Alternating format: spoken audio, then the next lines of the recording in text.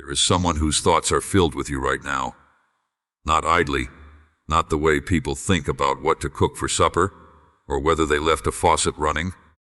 They are thinking about you the way the tide thinks about the coastline, ceaselessly, endlessly, circling back again and again, even when nobody is there to witness it. And yet they are not present. They are not calling. They are not reaching out. They are keeping their distance. And what you don't know, what nobody has ever told you, is the one concealed reason why. Stay with me, because what you are about to hear may be the most significant thing you have ever come to understand about love. There is a particular kind of silence that wounds more deeply than any disagreement. It is not the silence of someone who no longer cares. It is not the silence of a person who has grown indifferent. It is the silence of someone who cares so profoundly, so entirely, so overwhelmingly, that they have no idea what to do with all of it. You have felt this silence, haven't you? You have sat alone in a room and felt this person's absence like something physical, like a force pulling you towards something you cannot see. You have looked at your phone, not because you truly expected a message, but because some deeper part of you, some ancient, instinctual knowing buried beneath reason and logic, told you they were thinking of you too. And they were, they are, but they are keeping their distance. And the reason, the one concealed reason, lives not in their heart but in their deepest place of wounding. Carl Jung once wrote that everything that irritates us about others can lead us to an understanding of ourselves. But what he perhaps left unspoken is this: everything that drives us away from the people we love most also leads us into the darkest and least examined corridors of our own inner world. The person who loves you deeply and is keeping their distance is not doing so because love has grown weaker. They are keeping their distance because love has uncovered something inside them that they are terrified to face. Something they carry not from the present moment, but from long before you ever entered their life. Something that has nothing to do with you, and yet has everything to do with why they cannot draw closer. Consider this carefully. Consider what it means to love someone so deeply that their presence becomes a mirror. To love someone so fully that when you look at them, you don't only see them, you see yourself. You see your shortcomings, you see your fears. You see the child you once were who was taught that love always ends in loss. You see a younger version of yourself standing at a door that was shut too many times by too many people. When love reaches a certain depth, it ceases to be merely a feeling. It becomes an excavation. And some people are not yet prepared to be excavated. Some people require more time in the dark before they can bear the kind of light that genuine love brings. This is not an excuse. Please hear that clearly. This is not a reason for you to diminish what you feel, or to pretend that the distance doesn't hurt. It does hurt. It hurts in the way that only the most truthful things can hurt. Not because they are wrong, but because they are so fundamentally right. The ache you carry is not a sign that love is broken. The ache you carry is the sign that love is real. And real love, the kind that does not arrive every season of your life, always asks something of you. The question is never whether love will require something from you. The question is whether you are willing to understand what it is asking, and whether the other person is willing to begin their own long journey toward that same understanding. Let me tell you something about the person who loves you and keeps their distance. They wake up each morning and their first thought is not about work, not about the day stretching ahead, not about all the practical workings of an everyday life. Their first thought is you. A flicker, a warmth, and then almost immediately a shadow. Because for them, joy and fear are not separate experiences. They are the same experience wearing different faces. They have learned through years, through loss, through specific people who entered their lives and then left in ways that carved scars they never fully named. That to want something completely is to risk losing it completely. And losing you, even in the abstract, even the mere thought of it, is something they have already decided they cannot endure. So they shield themselves by keeping their distance. Not because you don't matter, but because you matter more than anything. There is a psychological phenomenon that therapists sometimes call the fear of engulfment. It is the terror of being absorbed, dissolved, consumed by closeness. It appears most powerfully not in people who don't know how to love, but in people who have loved so completely before and been hurt so devastatingly that their nervous system has come to associate intimacy with danger. Their body understands it wants warmth, but their survival instincts have hardwired them to recoil from the very heat they crave. They move toward you and then pull back. Not because they are playing games, not because they are manipulating or toying with your emotions, but because there is a battle happening inside them between two versions of themselves. The one who wants to love you, and the one who is still trying to recover from what love once did to them. You have perhaps spent sleepless nights wondering what you did wrong, turning moments over in your mind like stones in a riverbed, searching for the thing you said, or the way you looked, or the instant something changed. You have been measuring yourself against a silence that was never truly about you, and that is perhaps the cruelest part of this entire situation. Not that someone loves you and keeps their distance, but that their withdrawal can so easily feel like a verdict on your worth. As if their distance is evidence of your inadequacy. As if their inability to stay is proof that you are too much or not enough, or somehow fundamentally unlovable. And none of that is true. None of it. But the mind, when it is in pain, does not reach for truth. It reaches for explanation. And the story we most often tell ourselves when someone pulls away is that we deserved it. You did not deserve it. I want you to receive that fully and without reservation.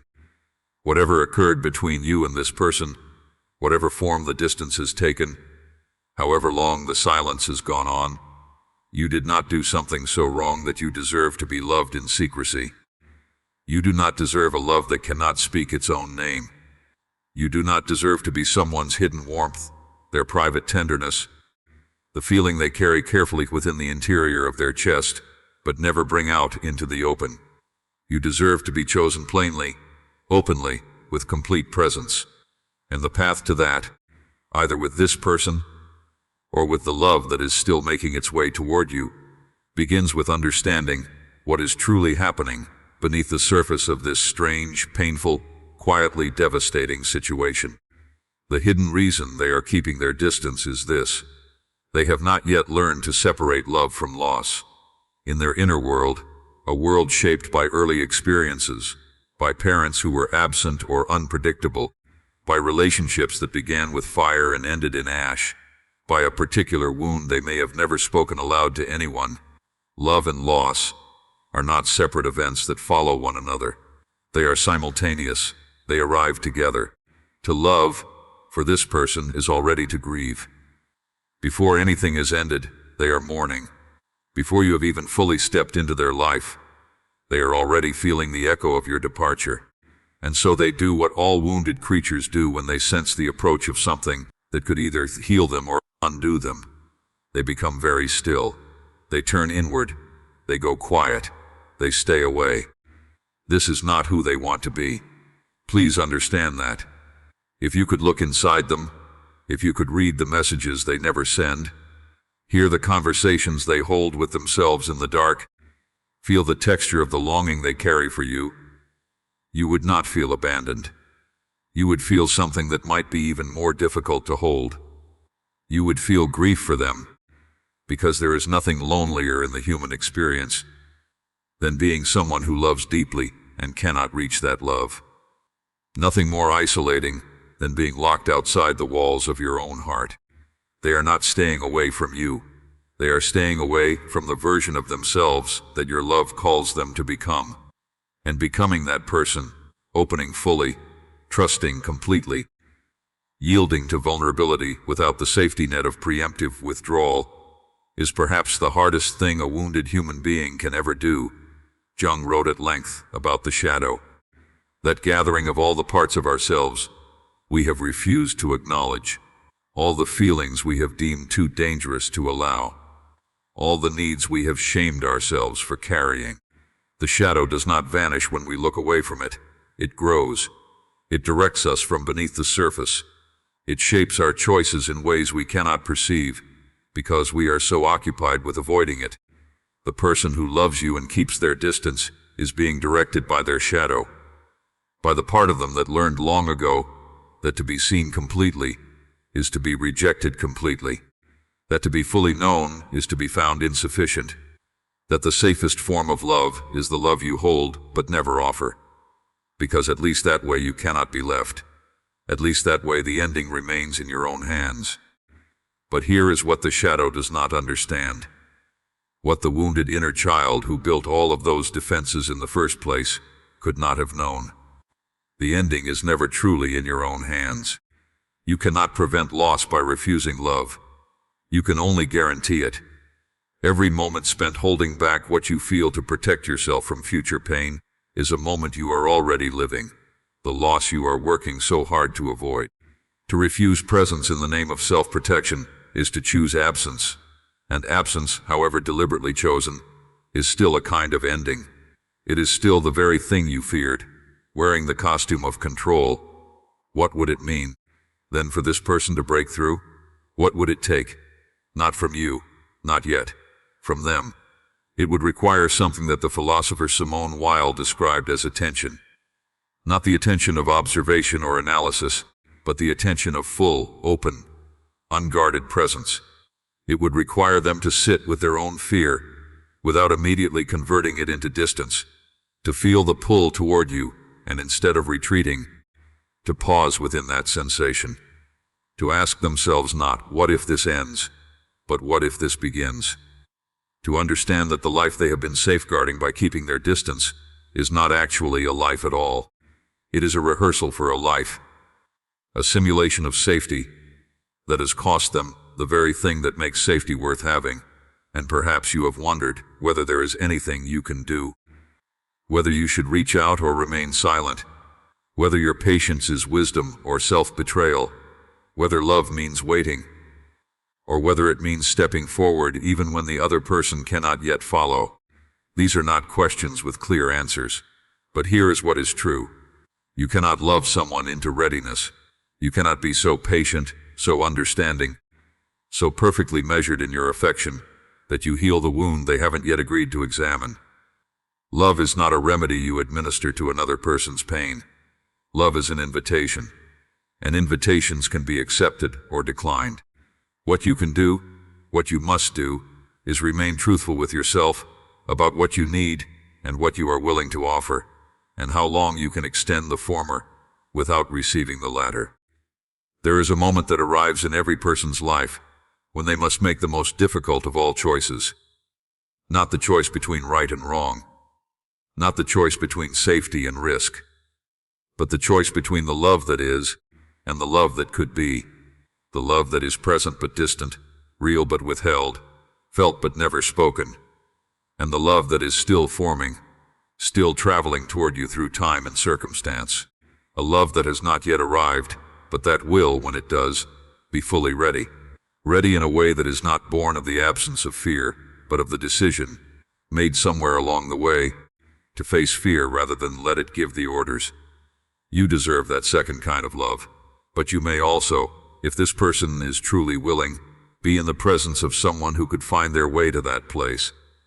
People do heal. People do grow. People do sometimes arrive at a point of sufficient pain that they finally turn around and face the thing they have been running from for years. And when they do, they often discover that what was pursuing them was not the monster they dreaded. It was their own longing. It was the deepest and most legitimate need of their own heart, dressed in the terrifying costume of vulnerability. And the moment they stop running and turn around, the moment they see it plainly for what it is, everything shifts. But you cannot wait indefinitely for the possibility of someone else's transformation. That is not love. That is sacrifice. And sacrifice, when it becomes total and unreciprocated, eventually hollows a person out, leaves them empty in a way that even the eventual arrival of what they were waiting for cannot fully restore. Because you cannot spend years in the posture of hoping without it reshaping you, without it teaching your heart that love means waiting, That love means standing patiently at the edge of someone else's closed door, knocking softly, never entirely sure whether anyone is coming. And the heart that absorbs that lesson will carry it into every love that follows, even the ones that would choose differently, even the ones that would fling the door wide open, if only you would believe it was truly possible. So let me speak now to that version of you, the one who is weary, the one who has been generous with their understanding, and gracious with the silence and charitable with every interpretation, the one who has talked themselves through 100 moments of doubt, who has found reasons for the distance, who has held both their own love and the other person's fear with remarkable tenderness for longer than anyone could reasonably be expected to. To that version of you, I want to say something that may feel strange, something that might even feel like a betrayal of the love you carry. But that is perhaps the most caring thing you will hear today. You are allowed to set down the weight. You are allowed to stop holding both ends of a rope that only you are pulling. You are allowed to need what you need without shrinking, that need to make it easier for someone else to turn away from it. Your longing for full, present, acknowledged, spoken, embodied love is not a demand. It is not unreasonable. It is not the sign of being too needy or too fragile or too much. It is the most human desire in existence, the desire to be loved openly, in the daylight, with complete knowledge and complete presence and complete willingness. You are allowed to want that. And wanting it clearly, without apology, may be the very thing that finally brings resolution to a situation that has been suspended in uncertainty far too long. Because clarity, even when it stings, is the beginning of healing. The moment you stop accepting ambiguity as a substitute for love is the moment the situation must resolve itself one way or another. Either the person who loves you from a distance will feel the shift in your energy, will sense that the door they have been quietly holding open with one foot is beginning to close, and they will make the choice their fear has been keeping them from making. Or they will not. And in that not choosing, they will have chosen, and you will know. And you will grieve it properly, completely, without the false comfort of uncertainty to soften the edges. And then you will begin, slowly, to live again.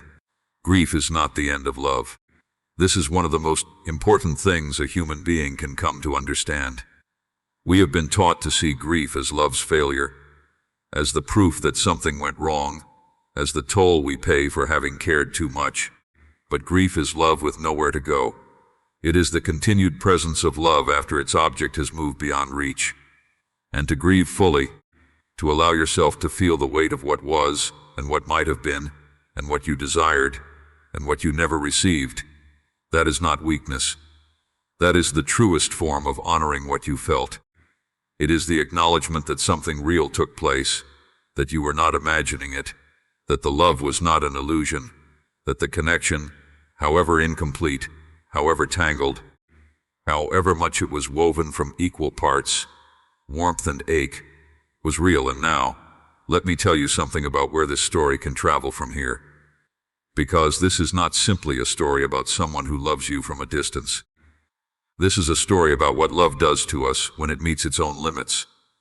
About the way pain, when we are willing to examine it honestly, becomes the instrument of our deepest growth. About how the very wound at the center of this situation, yours, theirs, the shared wound that lives in the space between two people who care for each other and cannot quite find their way to one another, is also the portal. The place where the old version of the story ends and the new one begins, because you are being changed through this.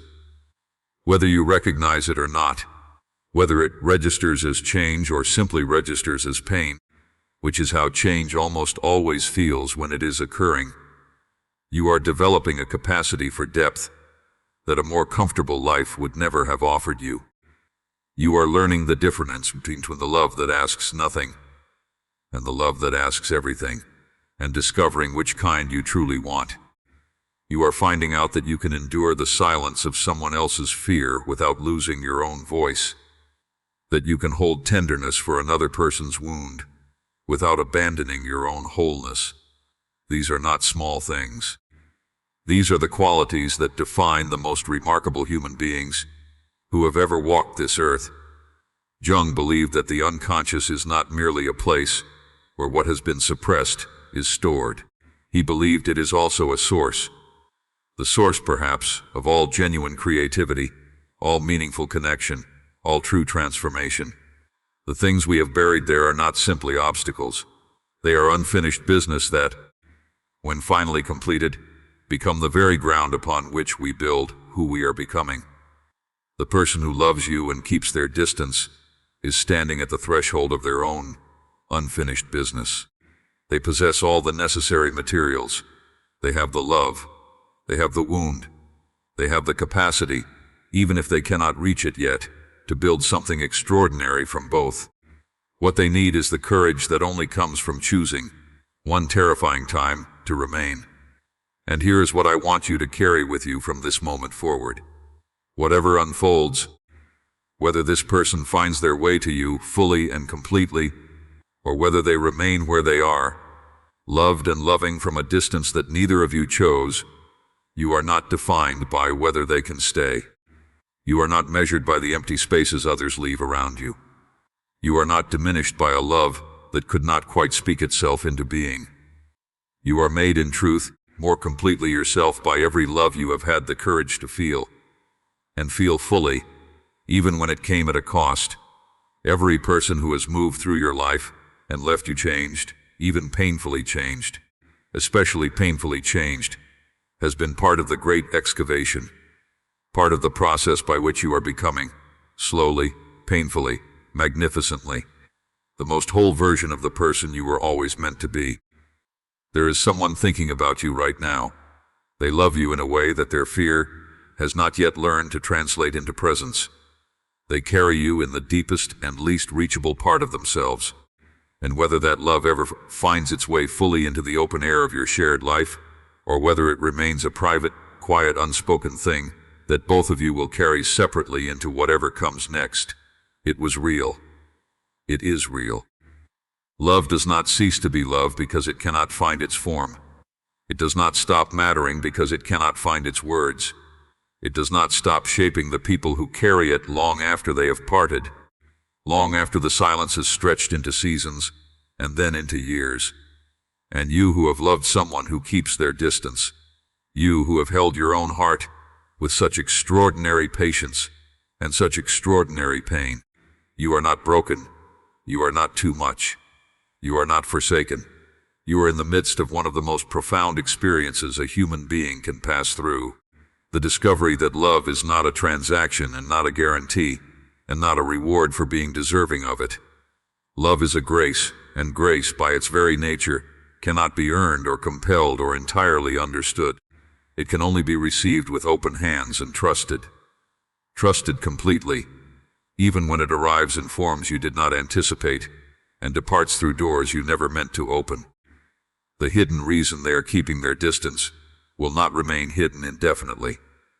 Either they will name it at last, in a moment of courage that changes everything, or time and distance will name it for them, gently and without harshness, in the way that only endings can. But you already know the most essential thing. You know that you are capable of this, of feeling this deeply, of loving this honestly, of enduring the silence and still believing, somewhere beneath the pain, that something worthy of you remains possible. That is not a small thing. That is perhaps the rarest and most precious thing in the human world. Hold on to it, carry it carefully.